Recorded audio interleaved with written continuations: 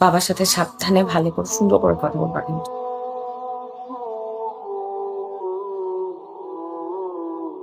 তোমরা একটু বসো, আমি চা বানিয়ে নিয়েছি।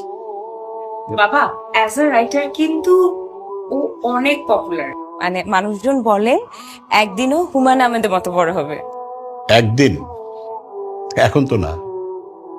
ওর তো কোনো ক্যারিয়ার গোলই নেই। ও যে প্রফেশনটা বিলং করে এটা তো কোনো ফিউচার নেই। একটা বুলশিট প্রফেশন। সরি আঙ্কেল, কি বললেন আরেকটা বার একটু।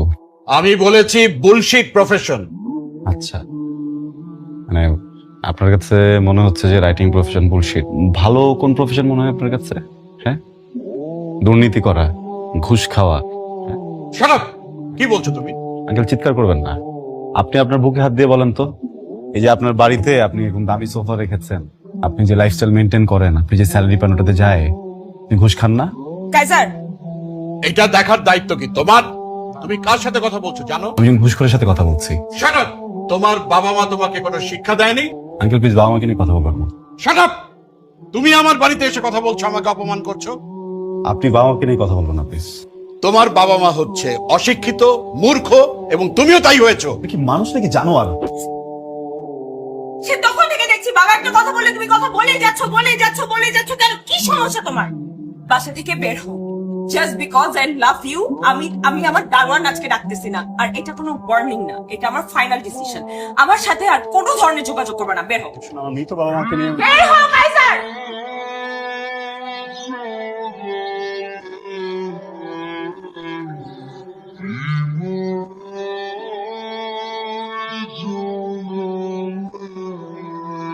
কি হয়েছে তোমার? কিছু তো একটা হয়েছে, বলো আমাকে।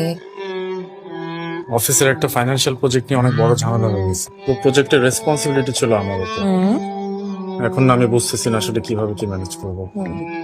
আচ্ছা, তো ম্যানেজার স্যার তো তোমাকে অনেক স্নেহ করে, উনি কোনো হেল্প করতে পারবে না? স্যারকে বেশ কয়েকবার বলছি, স্যার কেন জানি বারবার এই বিষয়টা অ্যাভয়েড করে যাচ্ছি। টেনশন করো না। এই যে শুরু হয়ে গেছে, ঘুমাতে আসো।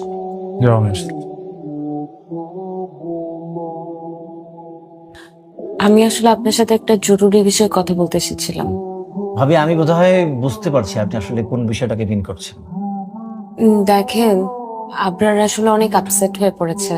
আসলে আপনি তো সবসময় ওর গার্জিয়ান ছিলেন, ওকে ভালো কোনটা মন্দ কোনটা বুঝিয়েছেন। এখন এরকম একটা সিচুয়েশনে আসলে ওকে কিভাবে কি বলা উচিত। আগের সিইও থাকলে আমি খুব সহজেই ব্যাপারটাকে ম্যানেজ করতে পারতাম, তো এখন যিনি আছেন খুব স্ট্রিক্ট। আমি অলরেডি আমার সবগুলো চ্যানেল থেকে খোঁজ খবর লাগিয়েছি, সবার একই কথা যে ওনার রেপুটেশন হচ্ছে যে উনি ডিসিপ্লিনের ইস্যুতে কোনো আপোষ করেন, একদম বরদাস্ত করেন। এখন এই অবস্থা যদি আমি কিছু বলতে যাই ভাবি, আমার চাকরিটি থাকবে না। আপনি একটা কাজ করেন না, আপনি তার সাথে দেখা করে সরাসরি কথা বলেন। প্রয়োজন হলে আপনাদের যে সন্তান আছে ওই ব্যাপারটা ওনাকে বুঝিয়ে বলেন, দেখেন যদি তাকে নরম করা যায় আর কি। এছাড়া তো ভাবি এখন আর কিছু সম্ভব না করা, কিচ্ছু করেন না।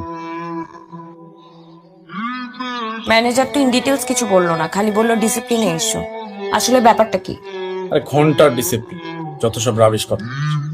যদি রাবিশ হয় তাহলে তো তুমি এত চাপে থাকতে না, তাই না? ইভেন ম্যানেজার সারেন্ডার করতো না। প্লিজ আমাকে বলো ব্যাপারটা কি। এটা ফাইন্যান্সিয়াল প্রজেক্টের প্রবলেম, বড় একটা ঝামেলা হয়েছে। তাহলে তোমাকে একা কেন স্যাক করবে? Because I am the team leader. কি আশ্চর্য, you are the team leader. তো তোমার সাবঅর্ডিনেট আছে না, শুধু তোমার চাকরি যাবে কেন? তাহলে সবার চাকরি যাওয়ার কথা, তাই না? ওয়েট, ফাইন্যান্সিয়াল প্রবলেম বলতে কি বলতেছো? তুমি কি ঘুষ খাও? রসুন, এই যুগে ঘুষ কে না খায়? তোমার বাবাকে দেখো, তোমার বাবা কি এত বড় বাড়ি, লাক্সারি গাড়ি, এমন লাইফস্টাইল বেতনের টাকা দিয়ে করছে? ঘুষের টাকা দিয়ে করছে। শোন, আমরা আর্গুমেন্ট না করি। আমি একটা প্রবলেম পড়ছি মানে আমাদের হোল ফ্যামিলি প্রবলেমে পড়া। আমি যদি এখন জেলে যাই, এটার জন্য তুমি সাফার করবে না, আমাদের সন্তান সাফার করবে না? এতটুকু তো বোঝো, রাইট? তুমি প্লিজ সিও স্যারের সাথে একটু কথা বলে গিয়ে।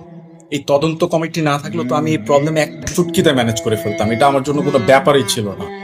এখন তদন্ত কমিটি সিও স্যারের ভয়ে একটু এদিক সেদিক করতে পারতেছে না। কাজান, টিমের সবাইকে কনফারেন্স রুমে আসতে বলুন। হ্যাঁ, কাইজার আমাকে বলুন আগামীকাল আসতে। আপনার জন্য ফোন করে তারপর আসে। হুম।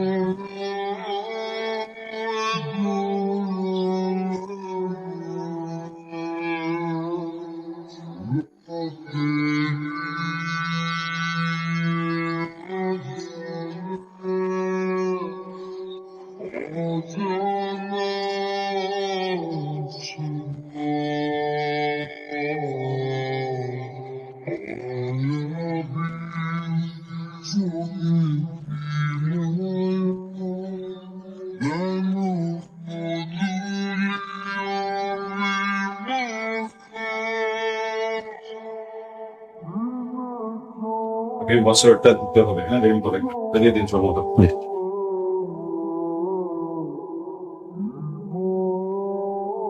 আপু আপনি কালকে আসেন, হ্যাঁ?